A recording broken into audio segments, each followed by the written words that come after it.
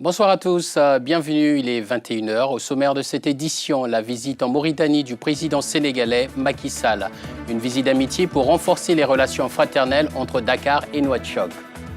La puissante confédération syndicale, la COSATU, est en congrès depuis lundi. Les délégués se réunissent dans une Afrique du Sud secouée par les crises sociales. La COSATU fait également face à la colère des salariés qui l'accusent de s'être déconnectés des réalités du monde du travail.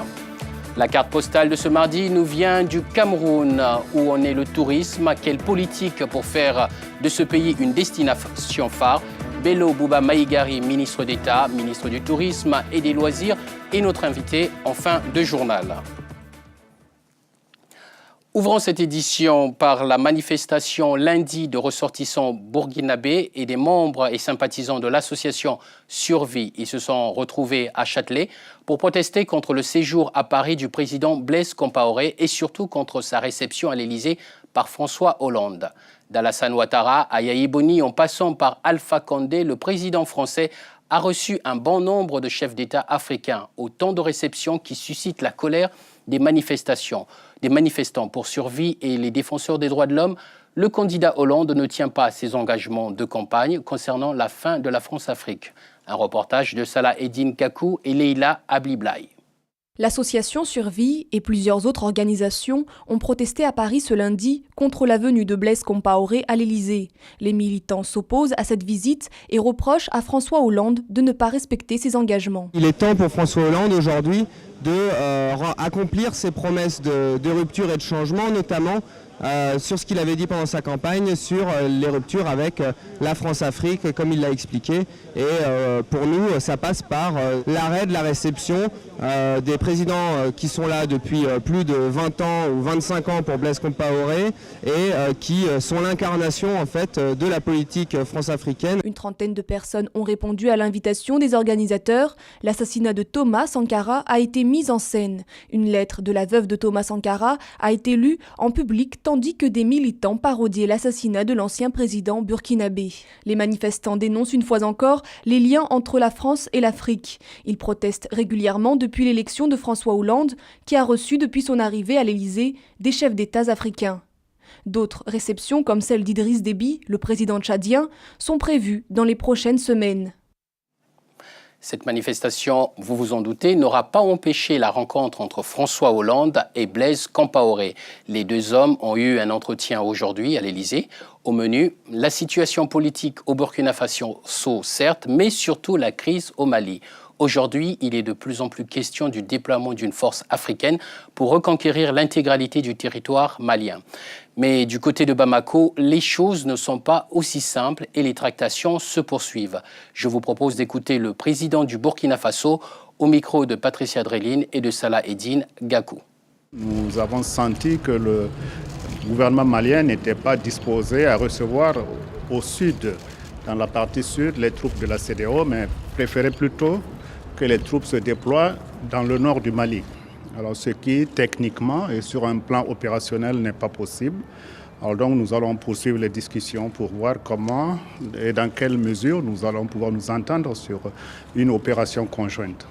Nous avons commencé des discussions préparatoires avec les mouvements armés, MNLA en Sardine par exemple, qui ont marqué leur disponibilité au dialogue, mais nous attendons toujours que le gouvernement à Bamako puisse mettre en place un organe de négociation gouvernementale pour que les partis puissent valablement se retrouver. Autre rencontre, celle entre Macky Sall et Mohamed Ould Abdel Aziz. Après la Gambie, c'est en Mauritanie que le président sénégalais effectue sa deuxième visite officielle. L'occasion pour les chefs d'État de revenir sur la coopération et les rapports entre les deux pays et de passer en revue les questions d'actualité dominées en Afrique de l'Ouest par la crise au Mali. Pour sa première visite officielle en Mauritanie depuis son élection en mars dernier, le président Macky Sall ne pouvait manquer de saluer les relations fraternelles entre Dakar et Nouakchott. Cependant, quelques questions mineures persistent. Le problème entre éleveurs et agriculteurs, parfois ça ne manque pas de difficultés, mais de façon globale, ce sont des aspects tellement mineurs que Ils ne constituent pas des problèmes en réalité, mais c'est vous dire simplement que vraiment que ce soit dans le domaine de la transhumance du bétail, dans le domaine de la pêche maritime ou du transport, la question du pont de Rosso, la coopération dans le domaine de l'enseignement supérieur. Au palais présidentiel, les crises en Guinée et particulièrement dans le nord du Mali se sont invités aux discussions, même si le Sénégal et la Mauritanie avaient déjà annoncé qu'ils ne prévoyaient pas une intervention militaire pour le retour à l'ordre constitutionnel à Bamako.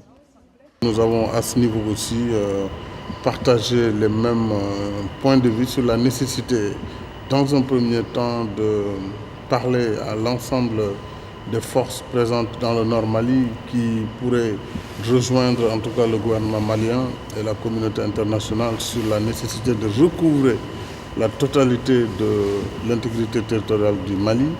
Et maintenant, pour ceux qui ne veulent pas la paix, mais qui prônent le terrorisme, en ce moment, faire face et les neutraliser. Les deux présidents sont ainsi convenus de renforcer la coopération entre leurs deux pays, afin de prévenir et de lutter plus efficacement contre la criminalité transfrontalière organisée, notamment le terrorisme. En Afrique du Sud, s'est ouvert ce lundi le congrès de la Confédération syndicale, la COSATU, une rencontre qui intervient quelques semaines après le massacre par les forces de l'ordre de 34 grévistes à la mine de Marikana. L'ombre de ce conflit plane sur le congrès. Il met en évidence le fossé qui sépare les leaders syndicaux de leur base. Un récit de Moïse Munkoro.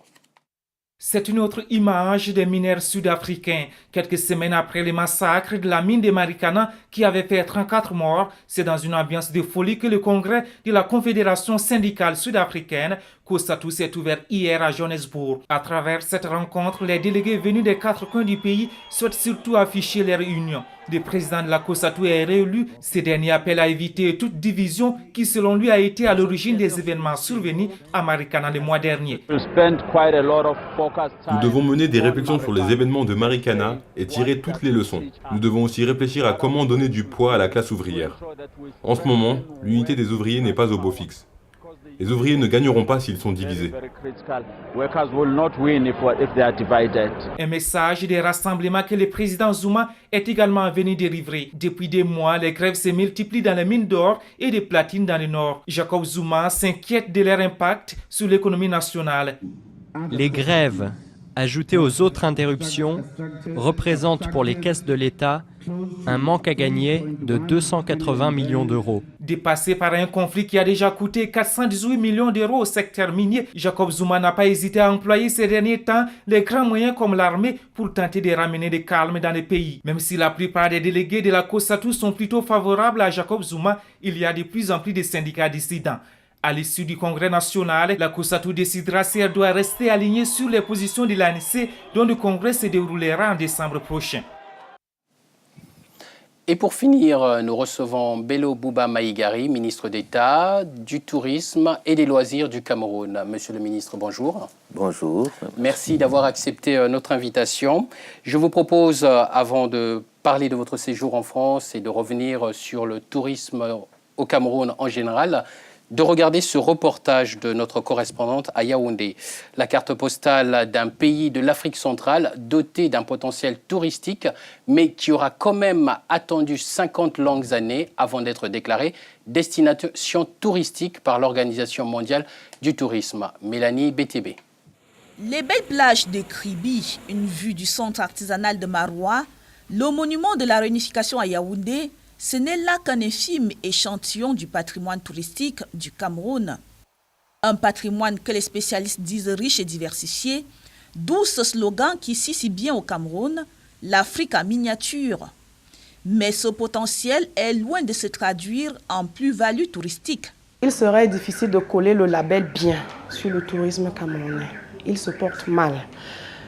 Malgré tout ce qu'on a comme potentialité. À cet échec sont associées plusieurs raisons. Venir au Cameroun coûte 2 fois le prix d'aller en Afrique de l'Ouest. C'est-à-dire une personne qui vient, il peut aller avec sa femme en Afrique de l'Ouest. Au départ de Paris, déjà pour avoir un visa touristique, il coûte 100 €. Contrairement à d'autres pays vraiment touristiques qui vont te les donner des visas gratuitement ou alors à des frais vraiment forfaitaires. Les quelques touristes que nous avons surpris au centre artisanal de Maroua se sont refusés à nous donner leur avis sur l'accueil qui leur est réservé au Cameroun. Mais les guides, eux, ne se sont pas fait prier. Il y a les problèmes aussi des hôtels, les campements et autres. Bon, on préfère le privé que celui de l'État. Mais il faut quand même relever que quelques efforts sont faits par le gouvernement pour que la destination Cameroun soit attractive. Depuis 2010, notre pays a acquis le statut de destination touristique selon les critères de l'Organisation mondiale du tourisme. Cependant, il va falloir encore travailler dur pour espérer atteindre les 1 million de touristes cette année. Parce que pour ce qui est de l'objectif de 3 millions de touristes en 2012 au Cameroun, il faudra encore attendre. Même cette belle vue aérienne de Yaoundé n'y fera rien. Les airs font rêver, mais sur terre, la réalité est tout autre. Et ce qui reste du lac municipal de Yaoundé, jadis lieu de plaisance pour touristes, est là pour en témoigner. Alors, en regardant ce reportage, quel est le label approprié pour le tourisme au Cameroun? Moins bien ou mauvais? Moins bien peut mieux faire, comme on dit, et c'est une bonne description de la situation du tourisme au Cameroun. D'abord, le reportage que nous avons vu a bien parlé des atouts du Cameroun, attaché à sa grande diversité, à la fois ethnique, culturelle, mais également physique. Notre pays, nous voulons souvent l'appeler l'Afrique en miniature, mais ce n'est pas volé comme description, parce que notre pays est à la charnière des différentes régions ouest, est, centre, et toutes les régions de l'Afrique sont là dans leur diversité. Alors, mais ces atouts demandent à être mis en valeur. D'abord par la construction des accès à ces nombreux sites touristiques dont dispose le Cameroun, mais également par la promotion, la construction de certains équipements, notamment des écologes dans les sites touristiques les plus éloignés. Alors, on parlait dans ce reportage toujours de l'objectif de 3 millions de touristes. En écoutant les professionnels qui ont une passion pour leur métier, on a l'impression qu'ils sont quand même livrés à eux-mêmes et que les pouvoirs publics sont absents. Là également, le gouvernement est à l'œuvre. Et lui qui a mis un Conseil national du tourisme que préside le Premier ministre, chef du gouvernement, qui travaille notamment à la facilitation de certaines procédures, notamment la procédure d'obtention de visa, la levée de certains contrôles tracassiers. Ce qui veut dire par exemple que les visas seront moins chers? Seront moins chers et seront délivrés plus rapidement. Mais également par la promotion du tourisme camerounais, de la destination du Cameroun à l'étranger, ce qui, par exemple, est l'objet de notre visite en France en ce moment dans le cadre de Salon Top Rosa. Parce que j'ai cru comprendre que vous allez remettre un diplôme, c'est ça, au meilleur promoteur du tourisme camerounais en France. Comment s'est fait la sélection? Eh bien, la sélection s'est faite sur la base de la promotion à l'étranger, mais aussi sur la base du nombre de touristes que cette agence, qui sera primée demain, aura drainé vers le Cameroun. Alors, en quelques mots, qu'est-ce qui vous vient à l'esprit pour vendre le Cameroun et donner envie aux étrangers d'y aller un jour? C'est faire tout pour que le programme que le gouvernement camerounais s'est donné dans les 5 prochaines années se réalise. Nous avons atteint le statut de destination touristique selon l'OMT, mais notre objectif, comme cela a été rappelé, est d'arriver, n'est-ce pas, au seuil de 3 millions de touristes visiteurs venant de l'étranger à l'horizon 2015, mais également de promouvoir le tourisme intérieur. Et pour celui-là, nous visons le nombre de 6 millions de touristes intérieurs. tous ces touristes auront besoin à la fois de l'offre touristique, c'est-à-dire les hôtels pour les accueillir, en ville, mais aussi dans nos villages, des hôtels qui répondent à certains standards internationaux, mais aussi de l'amélioration de la qualité des restaurants, parce que la cuisine est un élément de la carte d'identité des pouvoirs publics, mais surtout la promotion de partenariats privés-publics, parce que le gouvernement ne peut pas tout faire. D'abord, ce n'est pas l'objet. Notre gouvernement s'est engagé dans une politique de libéralisation et de promotion du partenariat public-privé. Monsieur Bello Bouba Maïgari, je vous remercie. Je rappelle donc que vous êtes ministre d'État, ministre du Tourisme et des Loisirs. C'est moi qui vous remercie de me donner cette occasion de parler de notre pays. Merci à vous. C'est la fin de cette édition dont je vous rappelle le principal titre, la rencontre entre Macky Sall et Mohamed Ould Abdiz. Les deux présidents entendent renforcer la coopération entre le Sénégal et la Mauritanie. Une visite de 48 heures qui marque aussi la deuxième sortie du président sénégalais sur le continent après celle de la Gambie. Entente cordiale au sommet, même si au quotidien subsistent aux frontières des difficultés comme les problèmes entre les pêcheurs, les éleveurs et les agriculteurs. Merci de nous avoir suivis et un merci spécial de la part de toute la rédaction à Alex Komassa qui pendant des mois aura été notre ingénieur du son. Je vous dis au revoir et à très bientôt.